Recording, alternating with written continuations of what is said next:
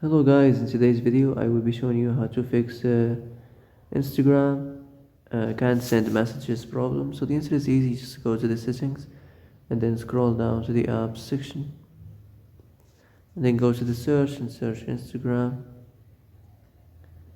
Then go to the storage and here you will find this clear cache option, click on it.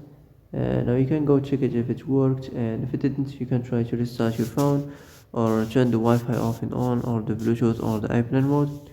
Also you can try to clear data, but be careful. If you clear data, all this application's data will be deleted. This includes all files, the settings, the accounts, the databases, etc. So be careful if you want to clear your data. And that's it for today's video. I hope this is the answer you've been looking for. If you like this video, don't forget to like and subscribe, and see you in the next video. Thanks for watching.